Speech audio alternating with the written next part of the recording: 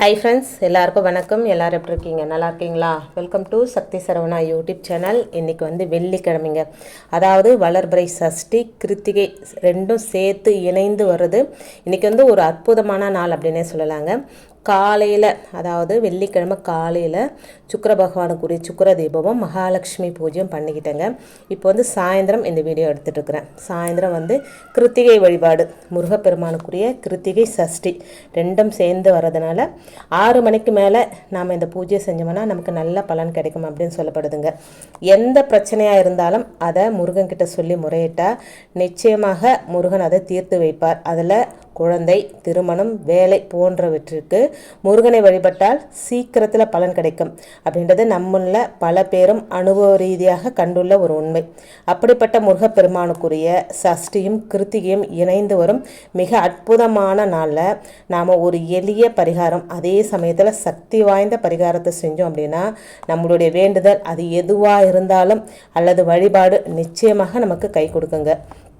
இப்போ முருகப்பெருமானுக்கு ஒரு அபிஷேகம், பால் அபிஷேகம், எங்கிட்ட இருக்கிற முருகப்பெருமானுக்கும் வேலுக்கும் அபிஷேகம் பண்ணிக்கிறேங்க. திதிகளில் சஷ்டியும் நட்சத்திரங்களில் கிருத்திகையும் முருகப்பெருமானுக்கு மிகவும் உகந்தவை. மாதந்தோறும் வளர்பிறை தேய்பிறை அப்படின்னு 2 சஷ்டி திதிகளும் ஒரு கிருத்திகை நட்சத்திரமும் வரும். இந்த நாட்களில் விரதம் இருந்து முருகப்பெருமானை வழிபட்டால் வேண்டிய வரங்கள் கிடைக்கும் அப்படின்றது நம்ம எல்லாருக்குமே தெரிஞ்ச ஒரு விஷயம். ஆனால் மார்ச் 15ஆம் தேதியான இன்று முருகப்பெருமானுக்குரிய வளர்பிறை சஷ்டியும் கிருத்திகை நட்சத்திரமும் இணைந்தே வருதுங்க. இது போல வர்றது மிகவும் அபூர்வமானதாகவும் அற்புதமானதாகவும் கருதப்படுதுங்க. அதிலும் முருக வழிபாட்டிற்கு ஏற்ற பங்குனி மாதத்தில் இவை இரண்டும் இணைந்து வருவதால் இது இன்னும் கூடுதல் சிறப்பு வாய்ந்ததாக சொல்லப்படுதுங்க. இந்த நாளில் முருகப்பெருமானிடம் நாம் என்ன வேண்டி கொண்டாலும் நடக்கும். மார்ச் 15ஆம் தேதியான இன்று காலை 4:42 முதல் சஷ்டி திதியும், மார்ச் 14ஆம் தேதி இரவு, அதாவது நேற்று 10:24 துவங்கி மார்ச் 15ஆம் தேதி இரவு 9:40 வரை கிருத்திகை நட்சத்திரமும் இருக்குங்க. அதனால் இன்று, அதாவது வெள்ளிக்கிழமை நாள் முழுவதுமே முருகன் கோவிலுக்கு போயிட்டு முருகனை வழிபடுறது, முருகப்பெருமானுக்குரிய மந்திரங்களை சொல்கிறது, இதெல்லாம் செய்கிறது மிகவும் சிறப்பானதாக சொல்லப்படுதுங்க. நான் அபிஷேகம் பண்ணி அழகாக அவங்கள தொடச்சிட்டு அத்தர்லாம் போட்டு மஞ்சள் குங்குமம் வச்சு அழகாக அலங்காரம் பண்ணிட்டேங்க. ஒரு தாம்பால் தட்டு வச்சு அதுக்கு முன்னாடி அந்த ஷட்கோண கோலம் போட்டு ஓம் சரவண பவ அப்படின்னு எழுதி அதுக்கு நடுவில் பூக்களால் அலங்காரம் பண்ணிவிட்டு ஒரு அகல் விளக்கில் நல்லெண்ணெய் விட்டு பஞ்சு திரி போட்டு தீபம் ஏற்றிக்க போகிறோங்க. நம்ம இன்றைக்கி நாள் முழுவதும் விரதம் இருந்து வழிபட்டால் ரொம்ப பலன்க. குறிப்பாக குழந்தை பாக்கியம் இல்லாதவங்களுக்கு இந்த வழிபாடு ரொம்ப ரொம்ப சக்தி வாய்ந்த வழிபாடாக சொல்லப்பட்டிருக்குங்க. இது எங்களுடைய வாழ்க்கையில் நடந்த ஒரு அனுபவ ரீதியான உண்மைங்க. எங்கள் அண்ணாவுக்கு கல்யாணம் ஆகி ஒரு 5-6 வருஷம் குழந்தை இல்லாமல் நிறைய ட்ரீட்மெண்ட்லாம் பார்த்தாங்க. ட்ரீட்மெண்ட் பார்த்துட்டு அதுக்கப்புறம் இந்த சஷ்டியில் முருகப்பெருமானுக்கு வேண்டி விரதம் இருந்து இப்போ அழகான ஒரு பெண் குழந்தை பிறந்திருக்குங்க. இது எங்கள் வாழ்க்கையில் நடந்த அனுபவ ரீதியான உண்மைங்க. அதனால் முருகப்பெருமானை வழிபாடு செஞ்சால் நீங்கள் என்ன கேட்குறீங்களோ அது கண்டிப்பான முறையில் கிடைக்குங்க. இப்போ நெய்வேத்தியமாக வெத்தலை பாக்கு, வாழைப்பழம் வச்சுருக்கிறேன். ஒரு கிளாஸ் பால், நிறைய கல்கண்டு போட்டு பால் வச்சுருக்குறேங்க. கந்த சஷ்டி கவசம் ஒரு 3 தரம் படிக்கலாம். 3 தரம் படிக்க முடியாதவங்க ஒரு தரமாவது கண்டிப்பான முறையில் படிக்கணுங்க. அதோட ஆறுமுகம் அருளிடம் அனுதினமும் ஏறுமுகம் இந்த மந்திரத்தை நேரம் கிடைக்கும் போதெல்லாம் சொல்லுங்கள். சஷ்டியில் தான் சொல்லணும், கிருத்திகையில் தான் சொல்லணும், செவ்வாய்க்கிழமை தான் சொல்லணும் அப்படின்னு கிடையாதுங்க. ஏதாவது ஒரு முக்கியமான வேலையாக வெளியே போகிறீங்க, இந்த மந்திரத்தை ஒரு 6 தரம் சொல்லிட்டு போங்க. நீங்கள் போகிற விஷயம் கண்டிப்பான முறையில் நல்லபடியாக நடக்குங்க. இப்போது முருகனுக்கும் வேலுக்கும் பூக்களால் அர்ச்சனை பண்ணிவிட்டு ஒரு எளிய பரிகாரத்தை செய்ய போகிறோங்க. இந்த பரிகாரம் செய்கிறதுனால நம்முடைய விருப்பம் எதுவாக இருந்தாலும் அது முருகப்பெருமானோட அருளால் சீக்கிரம் நடக்குங்க. இந்த பரிகாரத்துக்கு செய்வதற்கு வெத்தலை, ஏலக்காய் இந்த 2 பொருட்கள் மட்டும்தாங்க தேவை. ஒரு நல்ல வெத்தலையாக எடுத்துக்கோங்க. நல்லா சுத்தமாக கழுவி காய வச்சுருங்க. காய வச்சுட்டு அந்த வெத்தலையில் ப்ளூ கலர் பென் அப்படி இல்லைன்னா ரெட் கலர் பேனால் ஓம் சௌம் சரவணபவ ஸ்ரீம் அப்படின்ற மந்திரத்தை மனசுக்குள்ளே சொல்லிக்கொண்டே வெற்றிலை கிழியாமல் பொறுமையாக எழுதுங்க. அதுக்கப்புறம் அந்த வெத்தலையில் 2 ஏலக்காயை வச்சு வெத்தலையை கொஞ்ச நேரம் முருகப்பெருமான் பாதத்துக்கு முன்னாடி வச்சுருங்க. வச்சுட்டு பூஜையெல்லாம் பண்ணி முடித்த பிற்பாடு அந்த வெத்தலையை எடுத்து உங்கள் உள்ளங்கையில் வச்சு இறுக்கமாக பிடிச்சிக்கோங்க. இப்போது உங்கள் கண்களை மூடி வேண்டுதலை முருகன்கிட்ட சொல்லி முறையிடுங்க. உங்களுக்கு எத்தனையோ வேண்டுதல்கள் இருக்கலாம். ஆனால் அதில் எது முக்கியமானதோ, எது உடனடியாக நடக்கணும்னு நீங்கள் நினைக்கிறீங்களோ, எந்த ஒரு வேண்டுதல் நடந்தால் உங்களுடைய வாழ்க்கையே மாறும் அப்படின்னு நினைக்கிறீங்களோ அந்த வேண்டுதலை மனசில் நினச்சி முருகன்கிட்ட வேண்டுதல் வைக்கணுங்க. அதுக்கு பிறகு வெத்தலையை வந்து பூஜை அறையில் அப்படியே வச்சிடணுங்க.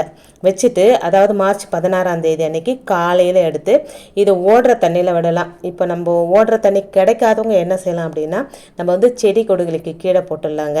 நான் தீப தூப ஆராதனையெல்லாம் காமிச்சிட்டுங்க, நெய்வேத்தியம் எல்லா சாமிகளுக்கும் காமிச்சிட்டு அந்த வெத்தலையை வந்து அப்படியே வச்சுருக்கிறேன். நான் பூஜையெல்லாம் பண்ணி முடிச்சதுக்கப்புறமா அதுக்கப்புறம் தான் அதை கையில் வச்சு நம்மளுடைய வேண்டுதலை முருகப்பெருமான் கிட்ட வைக்கணும். இப்போ வந்து நிறைய தாந்திரிக பரிகாரங்கள் நான் செஞ்சுட்டே வரேங்க. அது நல்ல பலனையும் கொடுக்குதுங்க. மகாலட்சுமி தாயாருக்கு முன்னாடி ஒரு குண்டு மஞ்சள் வைக்கிறது, அதோட வந்து ஒரு கிளாஸில் வெட்டி வேரும் லெமனும் போட்டு வைக்கிறது, இதெல்லாம் எத்தனை பேர் செய்கிறீங்க அப்படின்னு சொல்லுங்கள். எளிமையான தாந்திரிக பரிகாரங்கள் தாங்க இதெல்லாம் செய்யும்போது நல்ல பலன் கிடைக்குங்க. அதோட ஒரு முக்கியமான சந்தோஷமான விஷயங்க, இன்னைக்கு வந்து கிருத்திகை அதோட சஷ்டி திதியும் சேர்ந்து வந்திருக்கிற நாளில் முருகப்பெருமான் அழகாக கொசஸ்தலை ஆற்றில் மணல் எடுக்கும்போது தன்னை வெளி காமிச்சிருக்கிறாருங்க. இது எத்தனை வருஷத்துக்கு முன்னாடி புதையுண்ட சிலையோ தெரியலங்க. அதாவது இந்த ஒரு குறிப்பிட்ட காலம் வந்தால் தான் தன்னை வெளிப்படுத்திப்பாங்க. இது வந்து முருகர் யுகம். முருகர் வந்து தன்னை எங்கெங்கே இருக்கிறேன் அப்படின்றத காட்டி கொடுப்பாரு அப்படின்னு கொஞ்ச நாளைக்கு முன்னாடி முருக பக்தர் ஒருத்தர் பேசுகிறத நான் கேட்டேங்க. அதுக்கேற்ற மாதிரியே இப்போ பாருங்கள், அவருக்குரிய நாளில் அழகாக அவர் தன்னை வெளியே காமிச்சிருக்கிறார் பாருங்க. எனக்கு ரொம்ப சந்தோஷமாக இருந்ததுங்க. கடவுள் இருக்கிறாங்க அப்படின்றதுக்கு இதை விட ஒரு அத்தாட்சி எதுவுமே தேவையில்லைங்க. கரெக்டாக அந்த நாளில் முருகருக்குரிய நாளில் எப்படிங்க வெளியே வருவாங்க?